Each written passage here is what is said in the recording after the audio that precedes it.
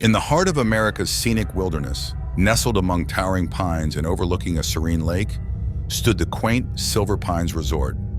It was a place of escape where families and couples could enjoy the beauty of nature away from the hustle of city life. But beneath the surface of this idyllic retreat, a dark secret was about to unravel. It was a crisp autumn morning when Jake, a diligent resort employee, noticed something amiss. A steady stream of hot water was seeping from beneath Cabin 12, one of the oldest structures on the property. Concerned, he immediately called the maintenance crew. The team arrived, tools in hand, ready to tackle what they assumed was a routine plumbing issue. They knocked on the door of Cabin 12, but there was no response. With a master key, they cautiously entered the deserted cabin. The cabin was silent, except for the sound of their own footsteps. They checked the bathroom and kitchen, searching for the source of the leak, but found nothing out of the ordinary.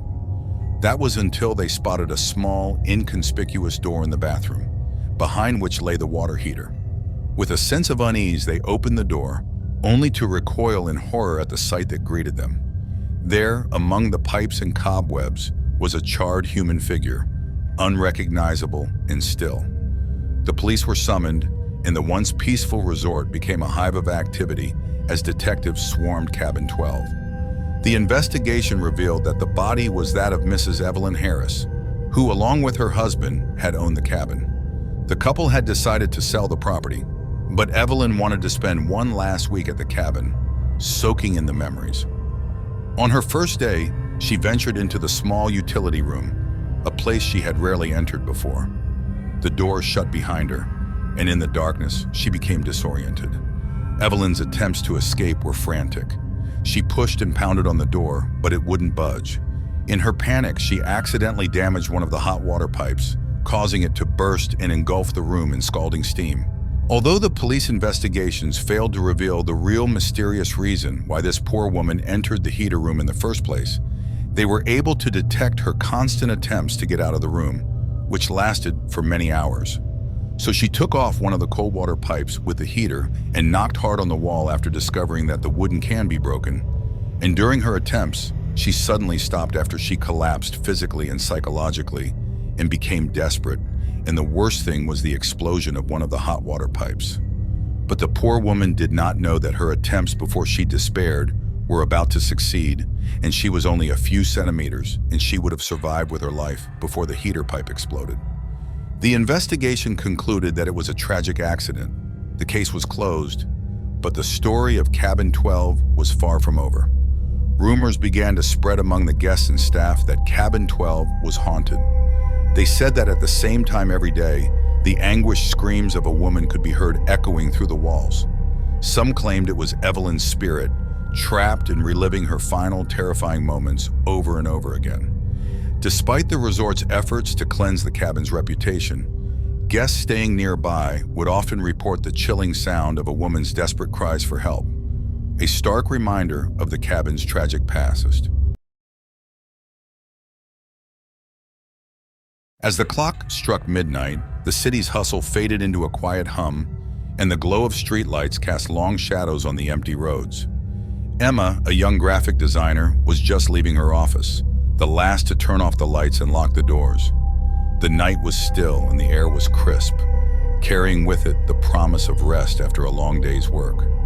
She walked briskly, her footsteps echoing in the silence, her mind preoccupied with the comfort of her bed waiting at home. But as she reached her apartment, a sinking feeling settled in her stomach. Her phone was not in her bag. Panic set in as she rummaged through her belongings, but it was nowhere to be found.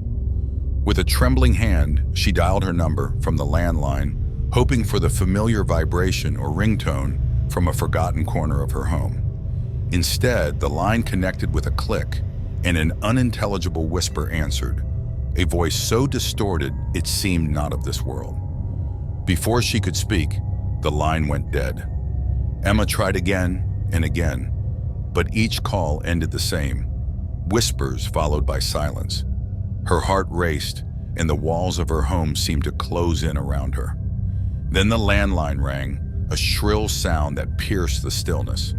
She answered hesitantly, and the voice on the other end was clear this time, chilling her to the bone. "Run," it said. "Your end is near." The night turned into a blur of terror. Emma locked the doors, closed the curtains, and jumped at every creak and whisper of wind. She couldn't shake the feeling of being watched, of a presence just out of sight. Hours passed, each minute stretching into an eternity of fear. As dawn broke and the first light crept into her room, Emma's eyes fell upon her phone, lying innocently by her bed, a note tucked beneath it. The message was simple, yet it sent shivers down her spine. "I've changed my mind. You've escaped death, for now." Relief washed over her, but it was short-lived. The fear had taken root, and it would linger, a constant companion in the shadows of her mind. In the heart of a bustling metropolis stood the Grandiose Hotel, a towering edifice of luxury that had seen better days. Its once gleaming facade was now dulled by time, and the stories that wove through its corridors were as numerous as they were unsettling. It was a stormy night when Erica, a travel vlogger known for her daring explorations of haunted locations, arrived at the Grandiose Hotel.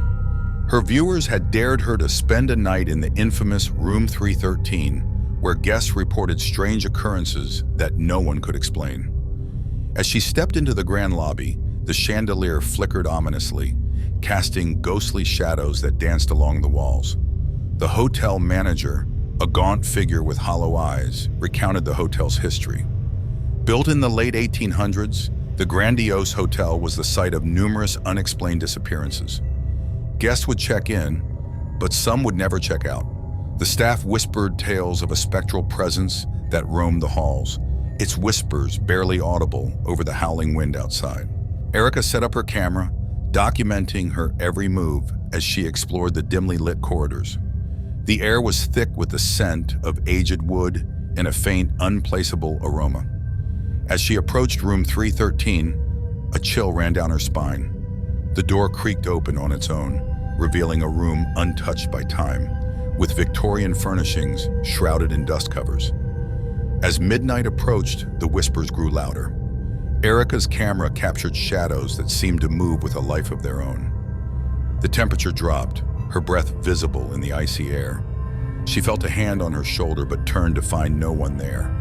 The whispers became a cacophony, urging her to flee, but Erica was determined to uncover the truth. In the darkest hour of the night, Erica discovered a hidden passage behind the room's mirror. It led to a forgotten wing of the hotel, where the lost guests were said to have vanished. There, she found an old journal, its pages yellowed with age. It belonged to the hotel's original owner, who had dabbled in the occult and opened a doorway to something otherworldly. As the entity from the journal manifested, Erica realized the hotel was a prison for the souls it had claimed. She raced through the corridors, the entity's whispers now deafening screams. Reaching the lobby, she found the doors locked. With a final act of desperation, she shattered the front window, escaping into the stormy night. The video of Erica's harrowing experience went viral, cementing the Grandiose Hotel's reputation as a place of terror. Though she vowed never to return, the whispers followed her in her dreams, a constant reminder of the night she faced the unknown.